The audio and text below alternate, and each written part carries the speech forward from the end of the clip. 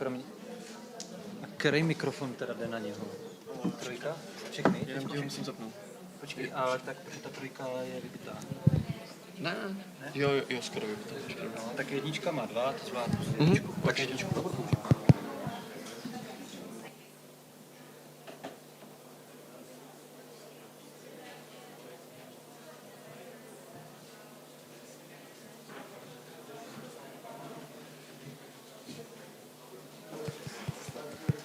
So please take your seats. We are going to start in a while.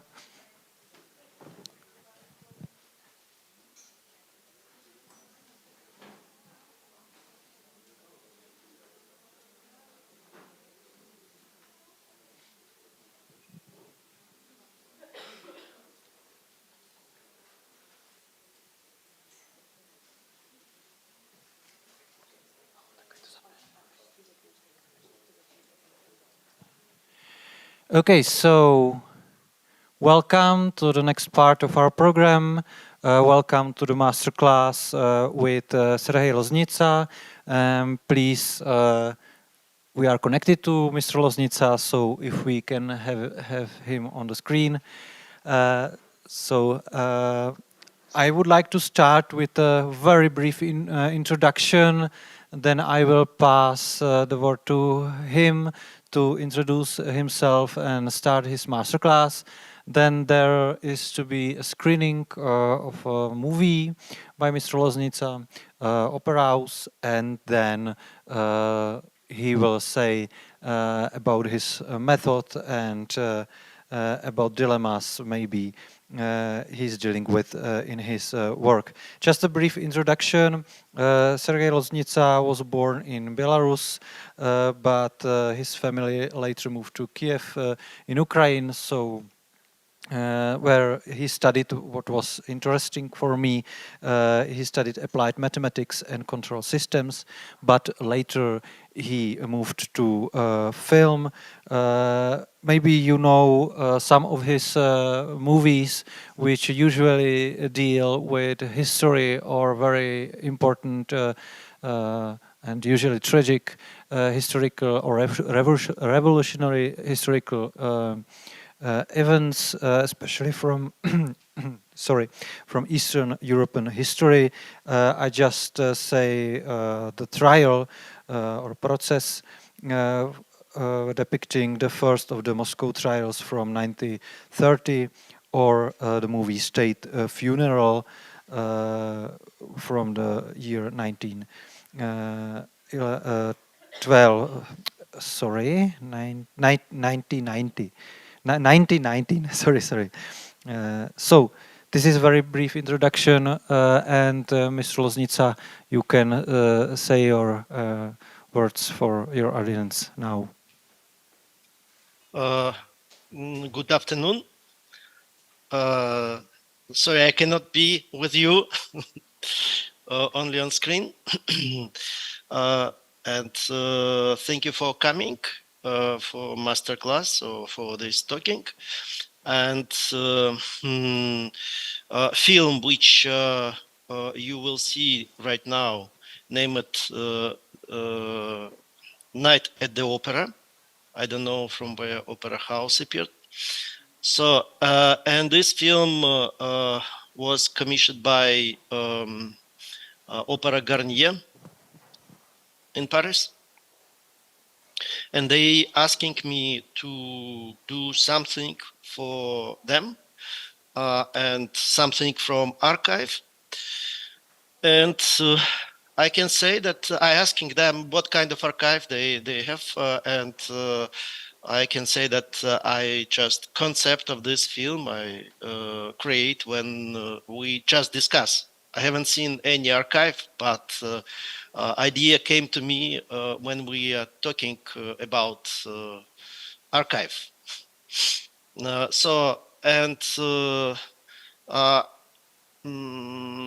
What to say? Because I show this film because in this film you can see clearly method which I use and my relation with archive footage, and with so-called historical events. So, and I read that this conversation and these panels, it's all about ethic in cinema, right? It's about ethic. Yeah. Okay, documentary and ethic. Yes. Yeah, ethics in documentary movie. That's our topic. Ethics and documentary movie. Okay, I think it's a wrong connection at all. Because if we count film as art and thinking about film as about art, it's no ethic in art. Ethic exists in our life. We can talking about ethic, how we make documentary, what we did in life when we make documentary. This is, separate topic. But if we speak about films, about art, in this area you can do what you want. You know, this is my short answer to that. After that, we can discuss. Okay, great. Thank you for your strong manifesto at the beginning. And now, if I understand it properly, we can start screening your movie. Yes, and after that, we can talk about film. Can I also watch film? Yeah, it is possible, of course. Great. Have a nice screening.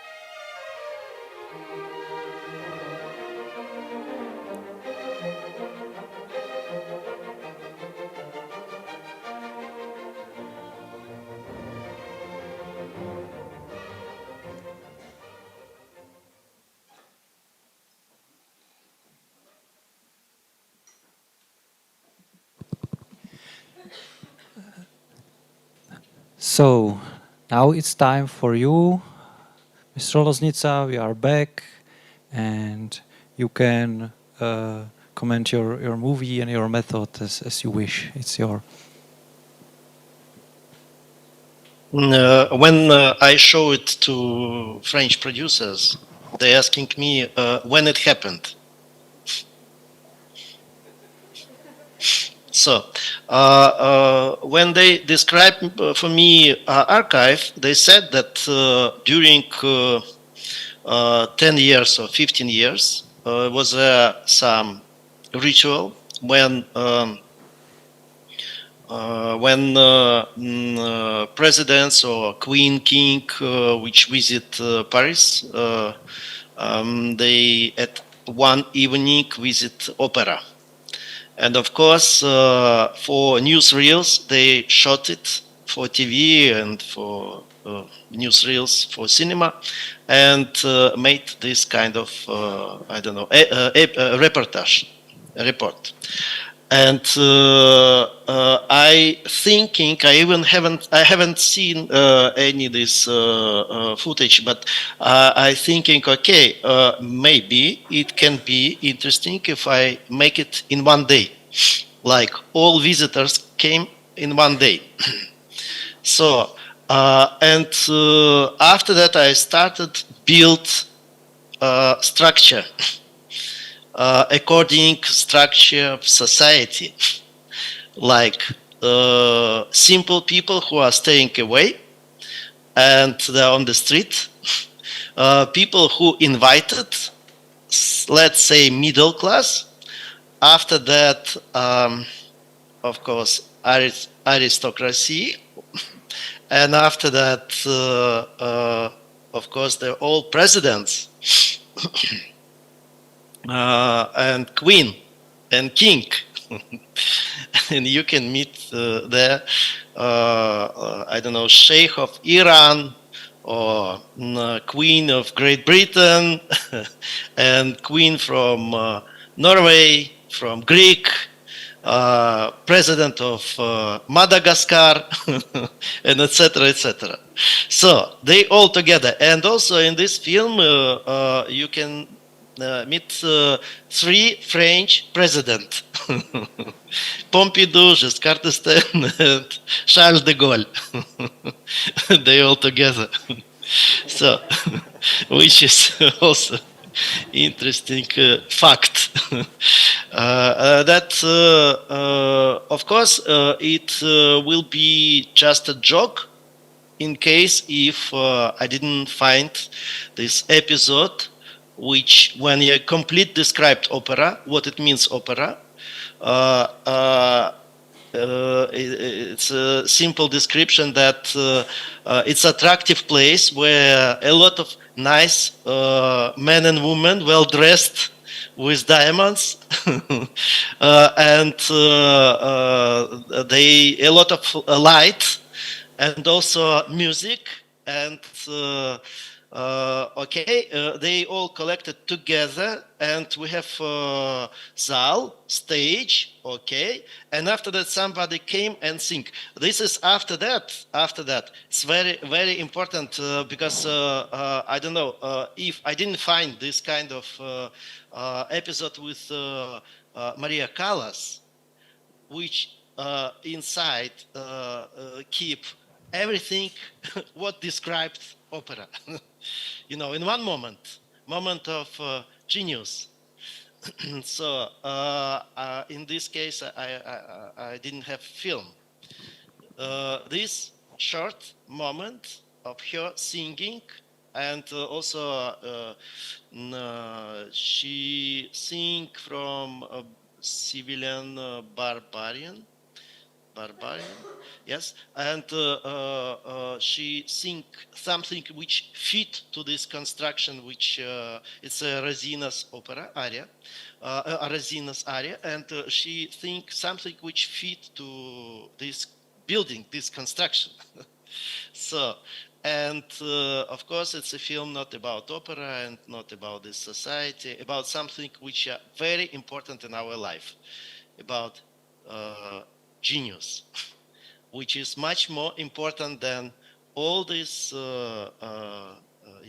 important people and all this richness and I don't know, everything else. So comparing with her. And this is what I would like to meet. But for me, it was interesting because just this concept came to me, and after that, I just follow my idea and try to find footage which fit to this idea. So that's all. Is it kind of typical method that the first came the idea and then you are searching the archives, or do you as well use the archives as a kind of inspiration? What is your not always. For example, when I made film The Trial, about the trial of the which happened in 1930 against the so-called industrial party. It's one of the most important Stalin's trial. After this trial, he created a system of terror in the Soviet Union. So and he showed a focus, something, focus, trick. The trick is that the very respectable people, like professors or minister of Soviet industry, they accused themselves that they made a diversion against Soviet Union. In front of 1,500 spectators, and they invite all journalists, all from everywhere. All important newspaper of Europe was there. So all representative of all parties also.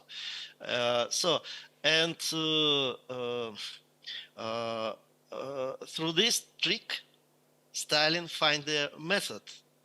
He theatralized this kind of system of repression system, present like a theater.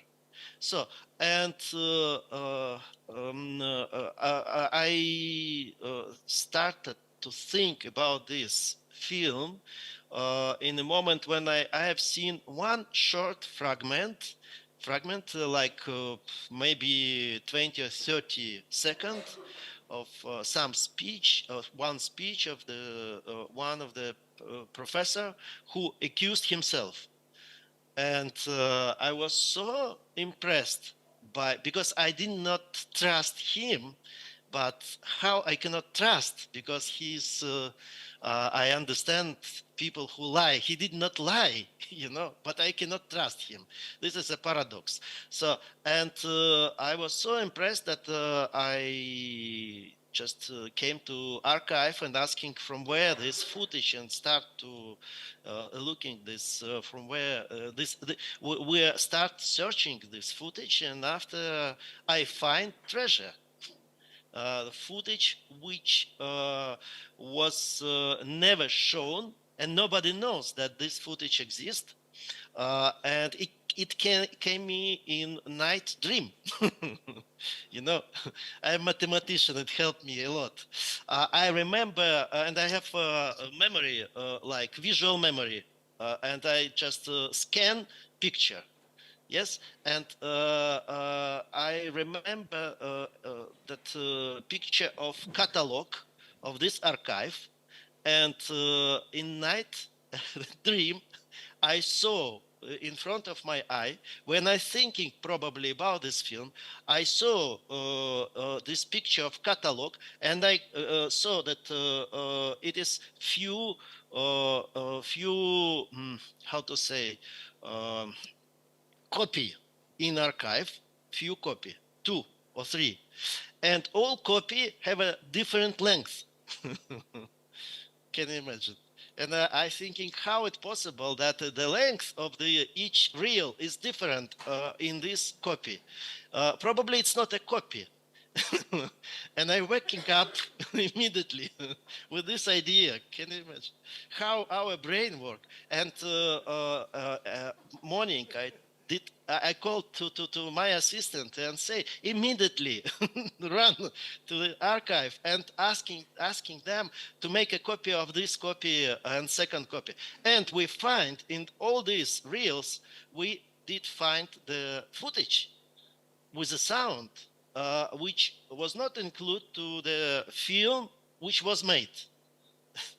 You know, it was made propaganda film, and this footage nobody have seen. I think the one first and last spectator was a Stalin.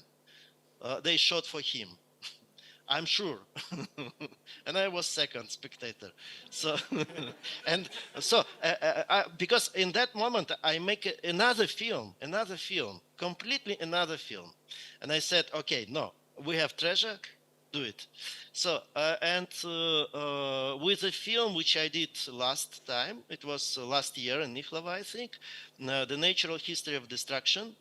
Same story like with opera. It's based on the book, Zebald book, and he raised a very important topic. This topic, very important right now. Right now, it's very important topic. And we didn't solve one serious question and did not observe situation which happened during the Second World War, when British and American aviation destroyed 128 German cities, killed 600,000 civilians, and 5 million people lose houses. And some cities were destroyed absolutely completely, like only stones. Yes, and question is, can we use civilians as a tool of war? Can we bomb cities like it was bombing, like Dresden? Yes, and Zebald wrote this book in 1997.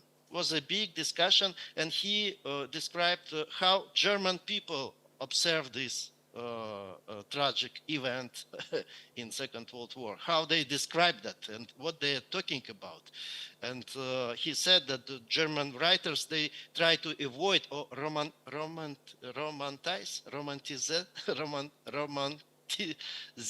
Romantisierung. I don't know how to say.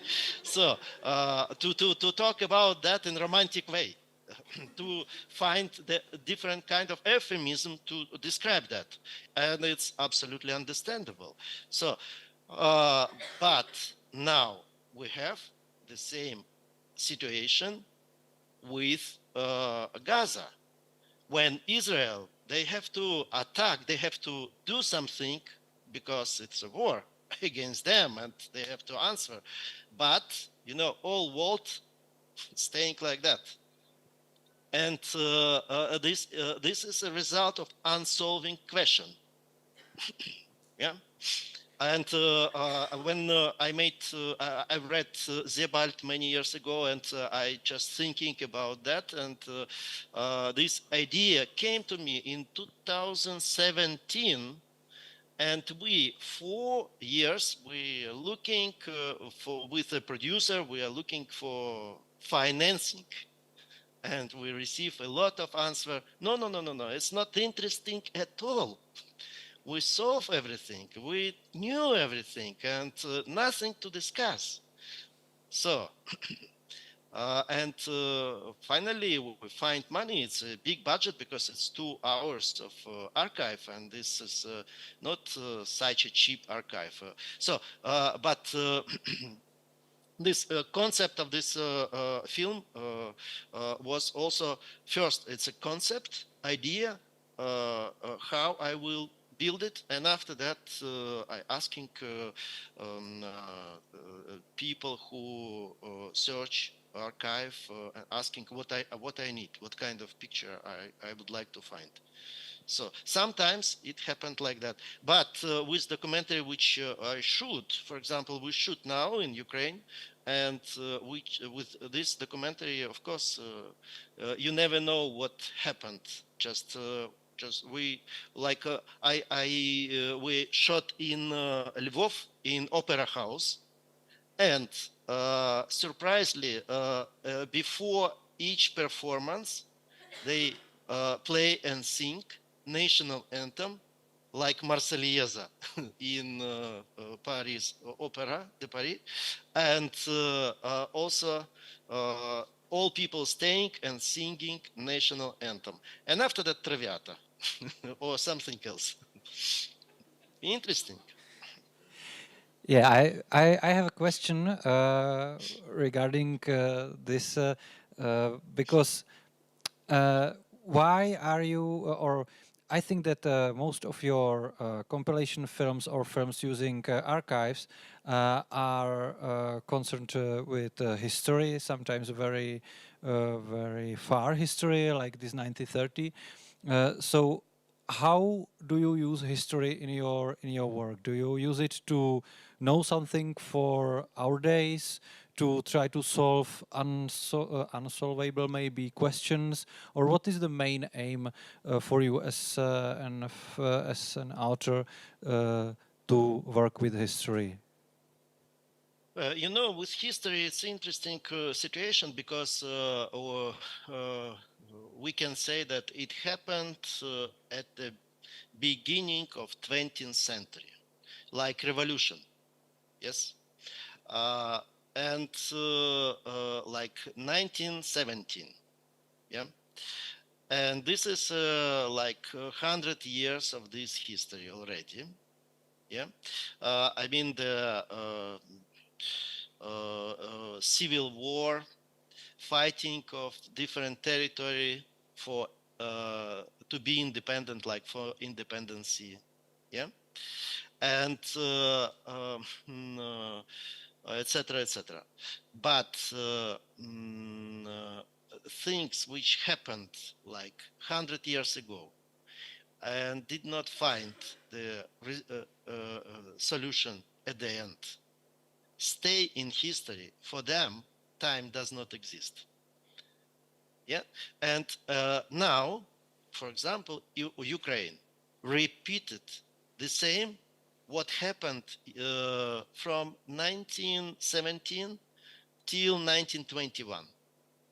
In 1921, all Ukraine was occupied by Red Army, but how to say, occupied is not the right word, because the peasant also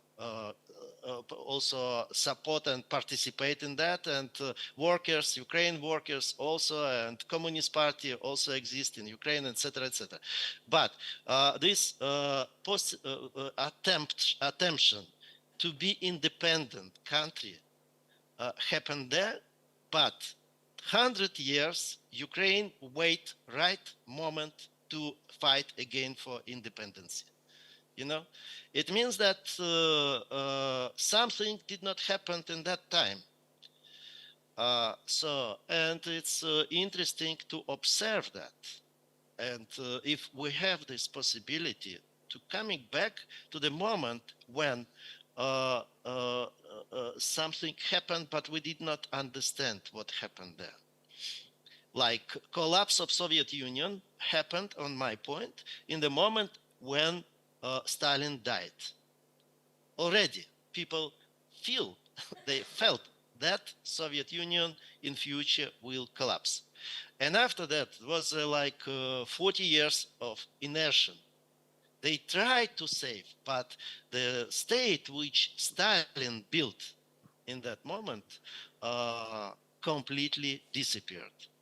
So, and of course, it's very interesting to try to catch it, to try to build from footage which exists.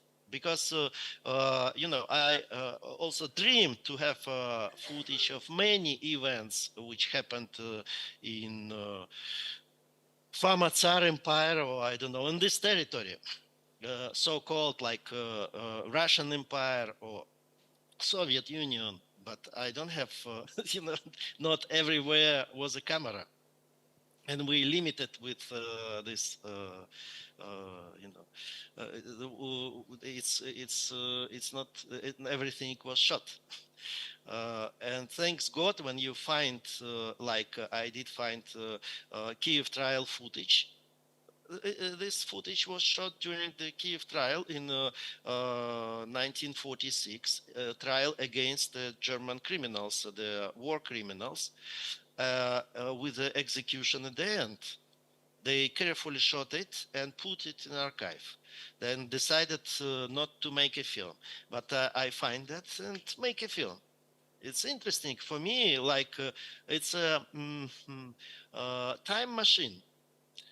I try to not to tell story with narrator, somebody who explain you everything. No, I just present footage and organize it in a way when I tell, have a narration and tell something, and also show this atmosphere, people, how they speak, how they dress, and their behavior, and how it was, more or less, because it was in different way. But what I can.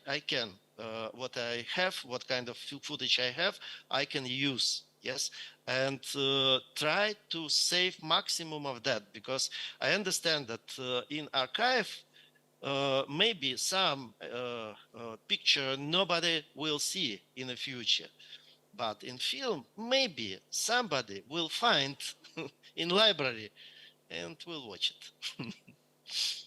How do you work with the fact that maybe the majority of the archives are heavily loaded with propaganda? Those pictures were shot with some propagandistic ideological aim, and they were shot to serve some colonial aims, etc. How do you work with it? Because you are using it in your work, which has other aims, other artistic and political aims.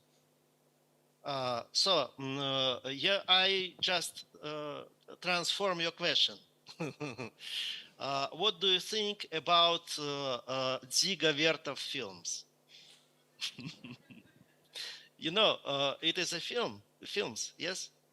Dziga Vertov. Yeah. Symphony of Donbass, songs about Lenin, and I don't know, Sixth Part of the Earth, and etc., etc. Lullaby.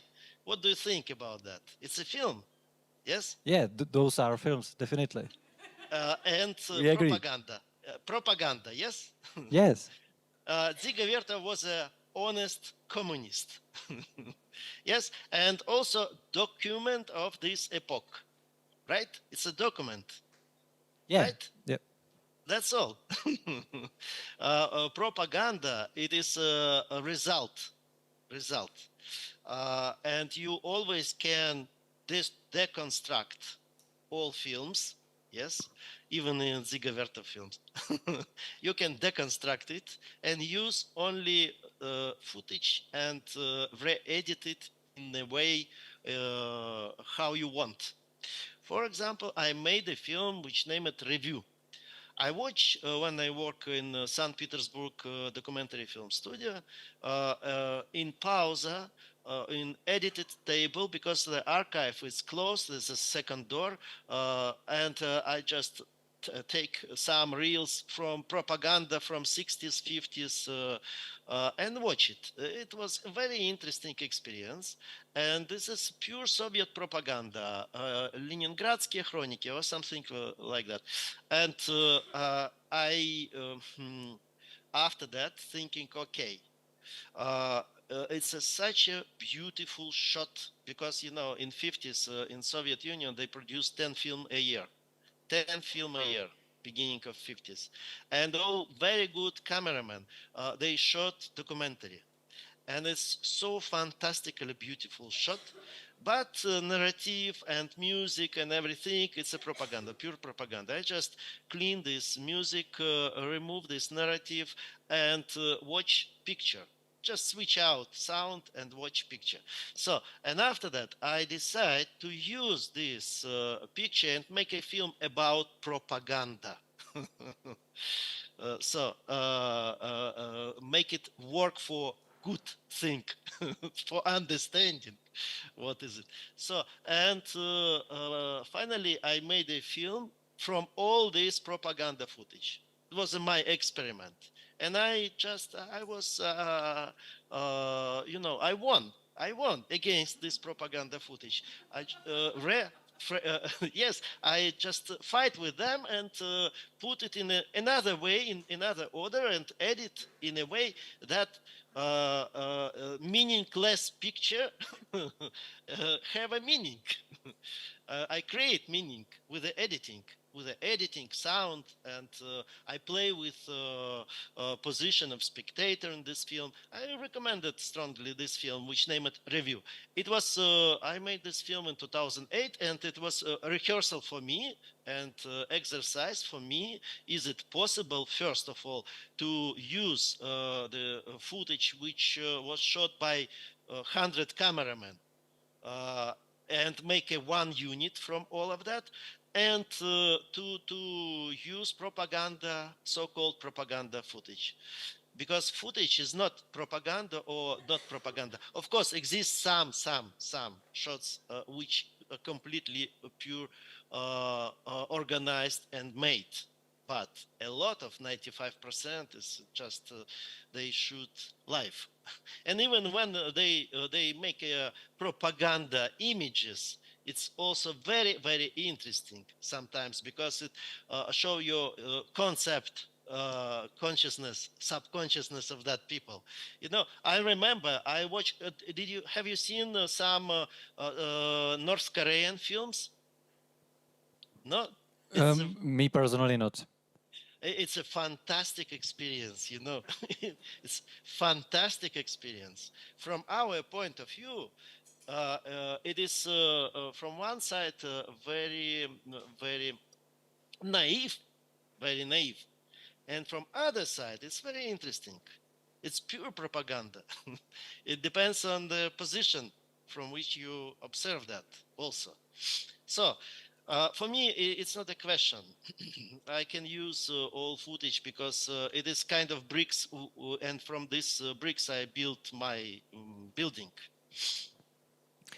Okay, so now I would like to invite the audience to join our dialogue, maybe now. So if you have any questions on Mr. Loznitsa, or remarks or comments, it's up to you. Yeah, thank you.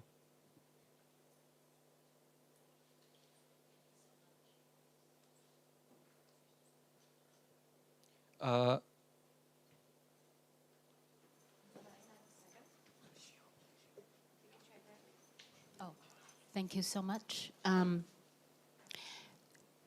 Thank you so much. So the question is, are there any found footage you would not use?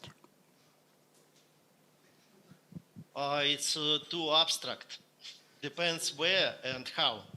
Yes, of course, exists footage which I don't want to use. For example, when I made the film Baby Yar Context, it was I have seen footage which I cannot watch and cannot use, absolutely, because we have some limitation in our perception.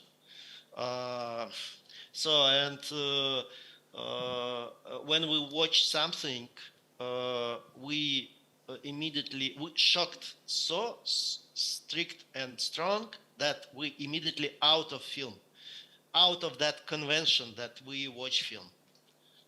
So, and with this you have to be accurate, but it depends on the situation, on different situation. If you describe me and show me, I can say I can or not. But exist, yes, of course, it exists. Maybe can you give some examples? Yes, it's not from a technical point of view. My point of view about this question is more geared toward ethically. Is there any found footage you would not use? You repeat your question.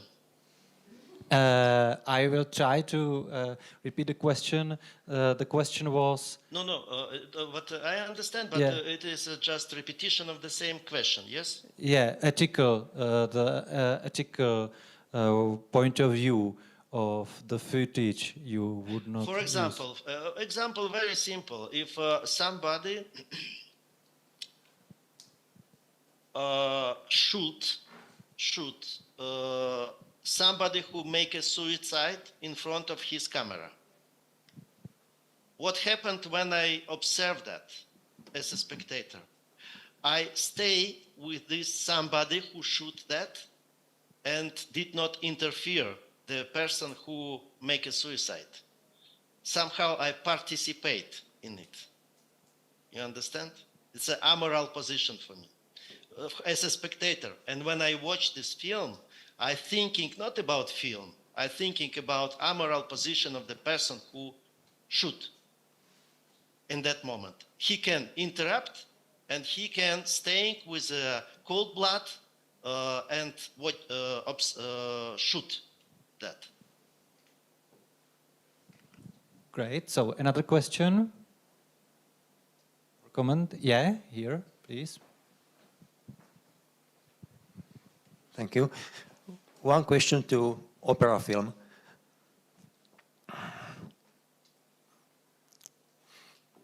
Did you have most of archive footages in their original length, from start camera to stop camera? No, we have only film magazine, fragment from film magazines. Okay, so most of footages were once used footages. Of course. Okay, thank you. Well, this was a quite technical but very interesting question. Another question? Yeah. From that point of view, it's a quotation. It's a lot of quotation of different films. Yeah, I was thinking about the fact that it is quotation.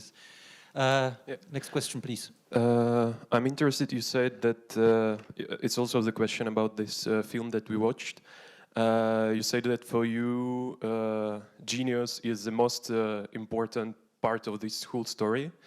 And I'm interested because Maria Callas is this genius in this film, and there is a story about Medea, Pasolini's movie, that it was difficult for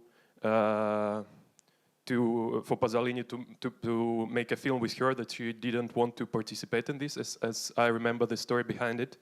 And I'm interested if you somehow feel like you now can take just a shot that was made with Maria Callas and put it in your film and make the whole film about Maria Callas. Do you feel any responsibility towards this genius where you use this material, or is even a question for you when you work with this? In general, of course, you take responsibility for everything what you use and what you make. So Maria Callas was together with Pasolini also in this film. They came to opera together, if you have seen. There was a Pasolini also for some moment. So, but it's not about Maria Callas. It can be, another genius, another, I don't know. But I have only this footage with her, where you can feel this essence of ambrosia of opera, and it's enough for me. Would you like to elaborate more on your question, or are you satisfied? Yeah. I'll just ask. It's for you. So I will make another question, another topic more about history. You said about, for example, this what was happening in Ukraine after the revolution. That there a revolution in 1917. That not everywhere was the camera. And I wanted to ask if you think that the presence of camera in a historical situation, does it make us understand it better, or we just have a fake maybe feeling that we understand it better, but in a way it makes us more far away from understanding. When we see the pictures and we think that, okay, now I understand what was happening, but maybe it is just a fake feeling. Okay, many answers together. It is a first short story of Akira Kurosawa. Oh no, Akutagawa Ryunosuke, Rashomon, Gate Rashomon, and Kurosawa made a film about that. 4 stories watched by and telling by 4 people. It's 4 different stories. Yes, about the same. They were in same place and they participate in it, but it's 4 different stories. Depends who talking about that. And it does not exist the clear history somebody present to you. Impossible. It's always opinion and point of view. In this point of view, it is history and point of view together. In this point of view, you can read consciousness, subconsciousness, and so-called мировоззрение. How to say? Vision of the world vision. Of the person who represents you, your opinion, his opinion. And of course, I try to be correct and keep distance in each film, but of course, I choose what to tell and what not to tell. And I create, when I edit episodes, I create narrative and connect episodes with each other and create meanings.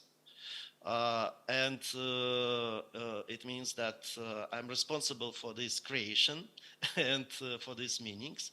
If you want to understand clearly history, you have to go and watch separate different sequences which exist separate from the, in archive. Like reading a different document and you will have your concept. No, but I don't think that exists any objectivity on this way. It is one of the film, and I maximum try to be maximum on the side, because this is why we edit together some episodes, and after that make a sound which is like not disturbed. When you observe that, a sound which can be, like we did in Blockada, can be in this place in this time. Of course, everything is fake, but I mean, according to real life. But according to film, it's good. It works. We have time for, let's say, 2 another questions or comments. Yes, please. I wanted to ask, like, if you take all your previous films and movies and your previous work, which film was the most, or topic was the most difficult for you to work with, like personally, or like emotionally, or ethically, or like in some other personal way? Baby Yar. Why? Yeah, and can you say? Why? I mean, because the topic is so sharp, and question is not solved, and immediately confrontation. It's Ukraine is only one country where this film was criticized by some critic and very strong. Yeah, thank you. I suppose that, but Yes, but you understand why. You understand why, and this is a key question, because I'm kind of in center of cyclone with this film. When some, I don't know, important politician come to you and saying, like on high level, Ukraine politician, they saying that thank you for your brevity. No. Thank you. But it's also a very painful story. It's also very, I don't know, and very, I can say, dangerous footage and very painful footage. I edit long time because time from time, just keep it and wait time when the emotion is coming down, and after that I can coming back to that. It's very difficult to edit pogroms and when people beat each other and when they kill Jewish people and it's a lot of dead bodies. It's very difficult. But, you know, if I say, okay, I will do that and I have to. And maybe it's my destiny to touch this kind of topics. And it's a pain inside me also. Yeah, I don't know how it transformed myself. I don't know. It's somebody from outside. He can observe me and saying, "Sergei, you are now changed." Yeah, we have 2 questions. So,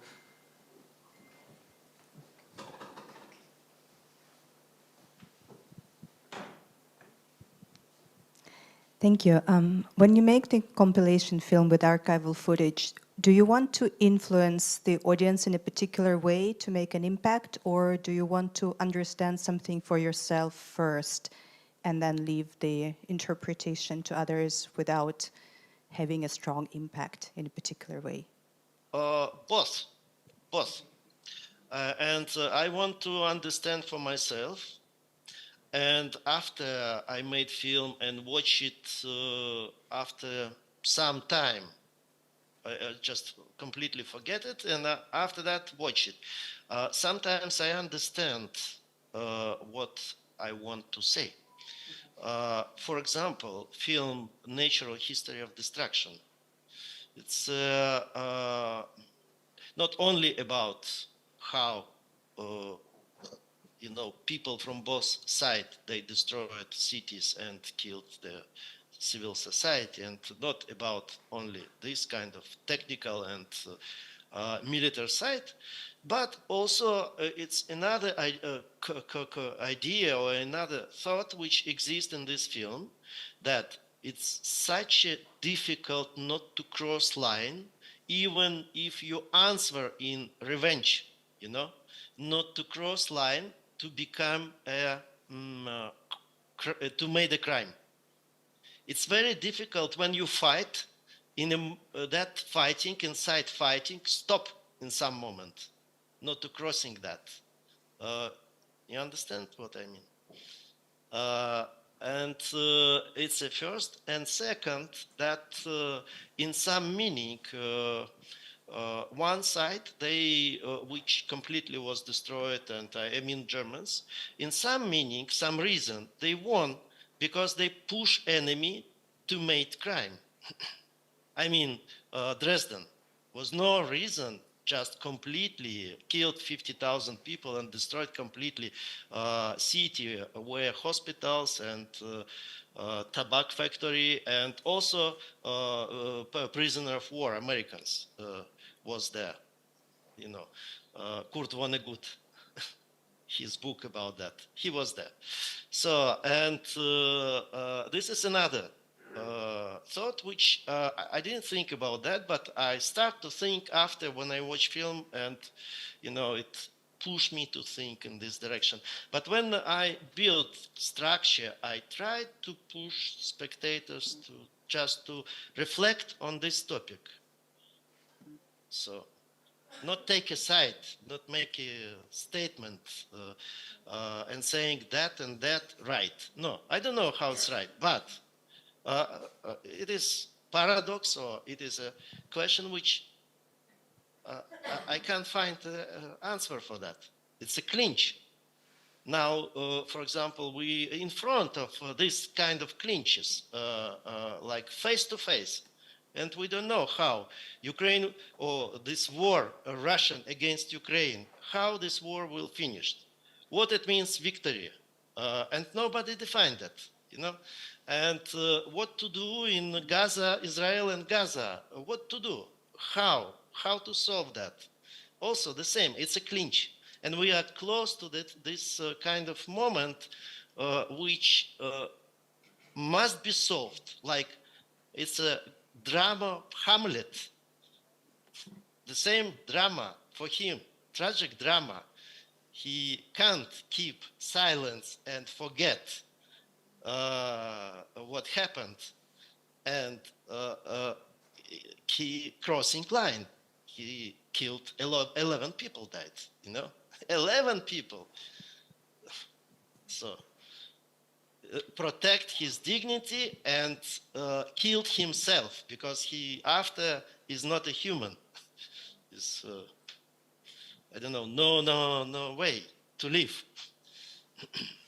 Tragedy. And we now in this kind of tragic situation, and all topic which I try to discover and describe with archive, without archive, and feature film and documentary, it's around that, around this kind of unsolved question, which probably we can solve when our consciousness will be indifferent. When we develop ourselves in different way and we'll accept reality in different way and we'll have another relation to reality. But okay. Thank you. And the very last question, please. Veronica, can we have microphone here? Thank you.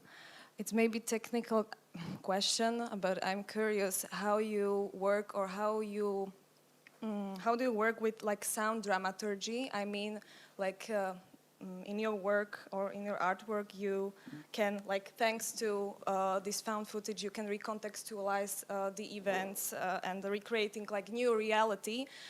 And also you can do it with the sound, and I'm curious whether like you are using also like the sound footage only, or like the narration, like, or the how do you work with the sound dramaturgy in your films? For example, in opera film, only Callas have her own sound.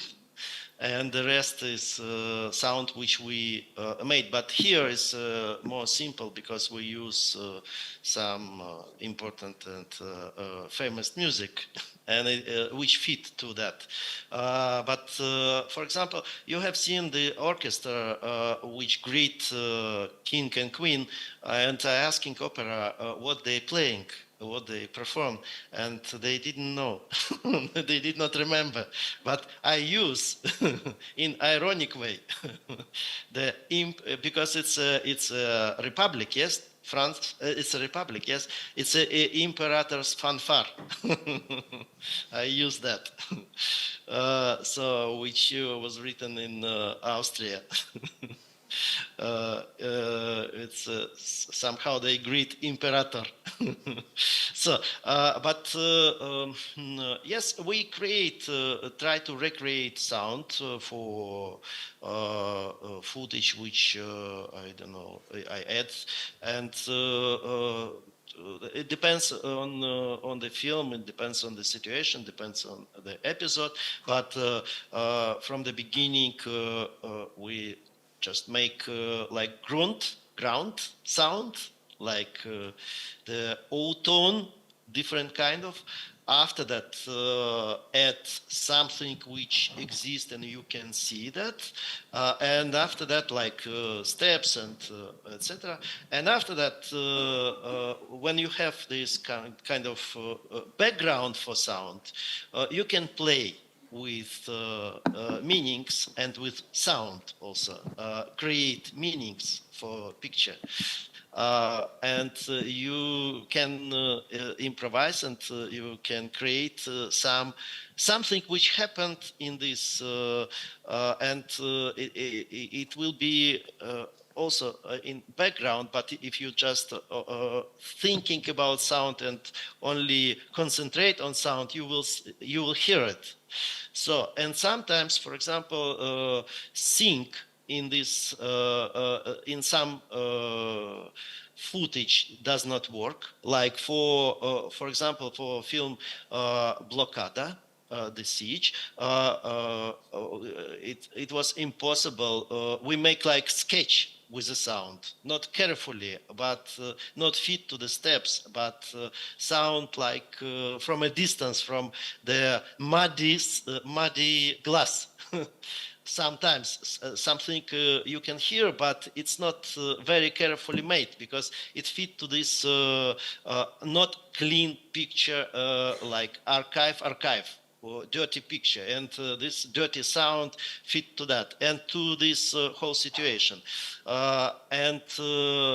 Last film which I made, like Natural History of Destruction, it's a kind of Barocco in the sound. It's very rich. Every moment is very rich with the sound. It's like a few hundred layers of that, and we work very, very carefully with that. And also, what is important is like harmonic in which you use sound. What kind of frequencies fit to each other. It's also very important how to develop these frequencies and to make it like one unit. I work with a genius sound designer, and we made together all films, and even now. And also, I would like to say that for footage and for episodes which we shoot right now, we always making sound in a studio. Yes, of course, I have a basic which we record on the set, but we add a lot in the studio, and sometimes everything was made in the studio. It's very difficult record sound in like dramatic circumstances on a set. You cannot do it.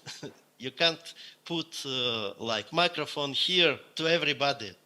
And sometimes everything sounded together.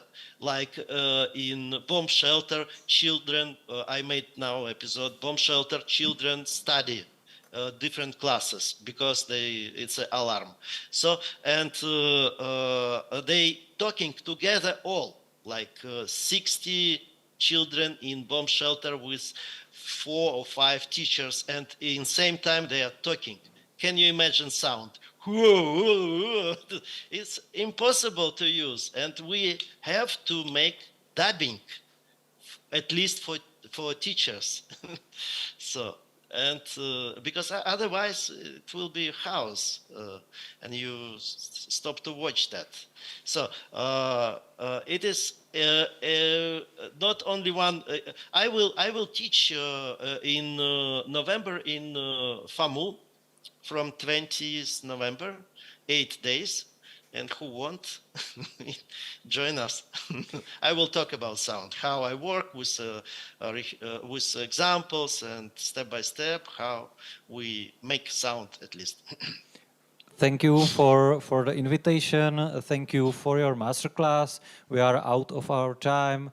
So thank you that you have joined us, at least online. And thank you, audience, for your questions and comments. Thank you very much. Thank you. And after a short break, we are continuing with another discussion.